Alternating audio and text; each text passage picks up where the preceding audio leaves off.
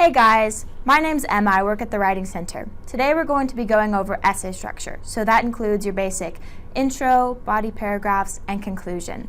Now don't worry, I'm not going to be jargon dumping on you. I'm actually going to come in and explain what all these things mean, why they're important, and what they consist of. I hope you find this video enjoyable and useful. Okay, first off, it's important to acknowledge that the following presentation is one perspective on essay structure. The formation of an essay can be very flexible and adaptable, and this is only one version of it that happens to work for me. Also, some of the terminology that I'm using may be phrased in a different way depending on your instructor. Okay, so basic structure of an essay. You start off with your introduction paragraph. The introduction introduces the topic of your essay. That's one of the first things you're going to want to do. So, say your essay was about apples, you'd introduce the topic of apples. Try to do a hook, something that kind of gets attention, but don't put too much pressure on yourself. Just write. You're going to want to foreshadow the arguments you're going to make. This is a big one. So this is why I usually say to reverse engineer your papers. If you're new to this, figure out what those sub-arguments are going to be so you can properly bring them up without giving too much information. And then you're going to end with a thesis statement. Your thesis statement is the overall argument you're making in the essay. And again, don't put too much pressure on yourself. I would worry about figuring out the thesis after you figured out what your sub-arguments are going to be. But, that doesn't work for everybody. Sometimes people come up with an argument first, and that's the way they like to do it. It's up to you. Okay, body paragraphs. So your body paragraphs are where you defend the arguments you made in your thesis. They should be broken up into sub-arguments that make up the thesis, and each paragraph should be able to stand on its own. And your conclusion. Your conclusion should wrap up the points that you made throughout the paper, one sentence per argument, and restate the thesis. You want to end with asking yourself, what do I want the reader to take away? That'll be your final sentence of your conclusion. And then finally, your conclusion is a lot more narrow and specific than your introduction is. It might feel like they're one and the same because, again, you're just restating arguments, but your conclusion is more reflective of the analysis you made in the paper. Next, we have the anatomy of a paragraph. So that starts with your topic sentence, your intro to point, evidence proving that point, analysis on the evidence, I say 1 to 2 lines, and then repeating the process. So intro to point, evidence proving point, analysis on the evidence, and concluding sentence. I'm going to go into what all of these things mean, and we'll look at it again later. First, we have the topic sentence. This is the sentence that states the overall point of the paragraph, your overall argument. Next, you have your intro to point. This is a sentence that brings up your subpoint. So it doesn't have to be, super intense or super meaty, full of information, but it should be there just so that we have a good leeway into your evidence. Next, we have your evidence proving point. This could be a quote, a paraphrase, or even a hypothetical example depending on the essay. The evidence you choose should expand on and deepen the points you've made in the previous sentence. It should be information that transcends common knowledge. Next, we have analysis on evidence. Your analysis should deepen the reader's understanding of the evidence and narrow in on how that evidence proves your overall argument. The easiest way to do this is just ask yourself, looking at that evidence and go, how is this significant? What do I think about this? That's how you get there. Never leave the points you made in your evidence up to assumption. That's not the reader's job. 1 to 2 sentences is recommended, but you can do more depending on the essay. Finally, we have the concluding sentence.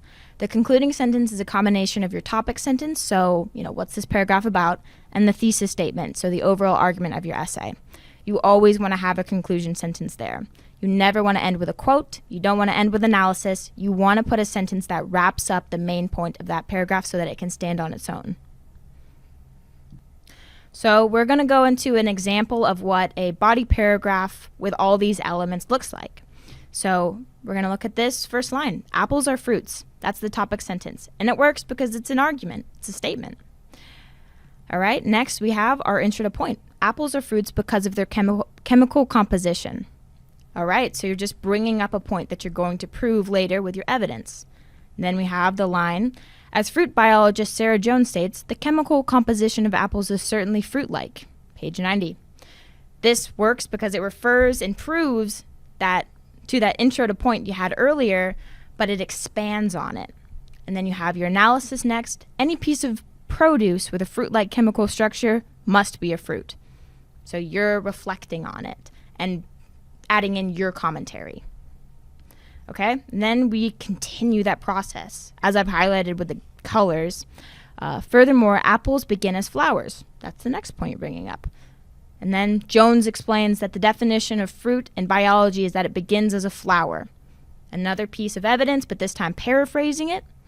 Thus, according to the definition, any piece of produce that begins as a flower must be a fruit. You're kind of cluing in the reader of the points you were making with that evidence. And then concluding sentence, these two aspects of apples and their chemical composition and start as flowers proves that they are fruits. So you're just wrapping it all up. Now we have a second example. I'm just going to hold this on the screen so you guys can take a look and try to identify the different aspects of a paragraph yourself. So next we're going to go over an introduction example. Now your introduction is, less structured than your body paragraphs, but there's still, a little bit of formula you would want to get familiar with. So it starts off, snorkeling in the ocean can be an exhilarating experience until one begins to question what might be lurking below. That's a clear hook. And the reason it's a hook is because it causes the reader to reflect on their personal experiences. It engages them.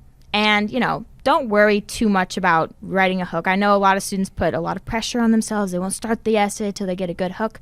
Just start writing. It'll come to you. Don't worry about it. Okay. Next, the line is, the fear of sharks can seriously impact an enjoyable day swimming in the sea. That's bringing up the topic. All right. And then recently a scientist at a company called Shark Defense started testing various ways to keep sharks away from humans. So now they're bringing in their sub-arguments, things they're going to talk about later.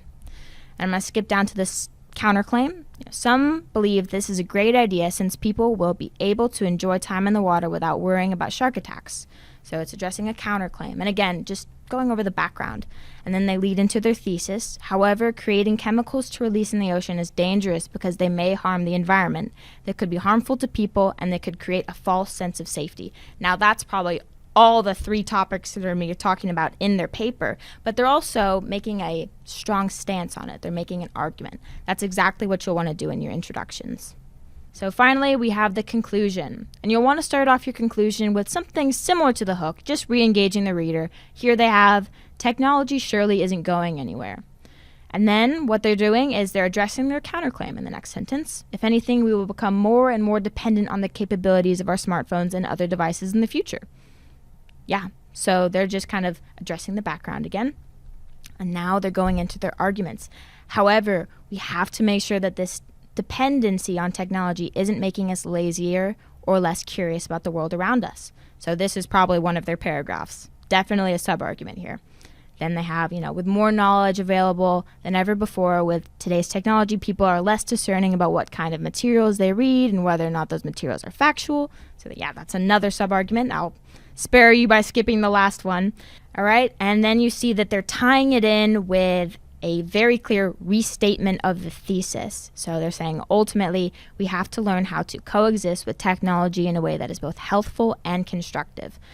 So you can see that they're tying in all of their sub-arguments. It was leading somewhere. It's showing the reader that, this was all worth it. This is what their argument is. And you're going to want to do the same thing for your paragraphs. So finally, I'm going to go back to this basic structure of an essay, but simplified. I know that before it kind of feels like you're bombarded with jargon and words, but, if you're looking at it the way, structurally and looking for patterns, this is all that there is. Your introduction, introduce topic, your arguments, thesis statement, which is a summation of all of your sub-arguments. And then you see here, I'm like, all I need to do is come up with these 3 sub-arguments or how many paragraphs you have, and it'll show me the steps I need to take in my introduction paragraph. It'll show me how to write that thesis statement. You see, I just need to plan out my sub-points. I need to find evidence that supports those. I need to do analysis that elaborates on that. My concluding sentences, do they all tie into my thesis statement? Ask yourself these questions. And then your concluding paragraph, it's a lot like your intro, but, you're restating your sub-arguments, a sentence for each one. You want to hone in on the points that reflect your analysis. You want to ask yourself, what do I want the reader to take away? What was my overall argument? How did all of my sub-points, make my thesis. And that's it. Well, guys, I hope you found this video useful, and I hope that it demystified the whole writing process. If you want to know how this structure fits specifically to you and your essay, book an appointment with the Writing Center today.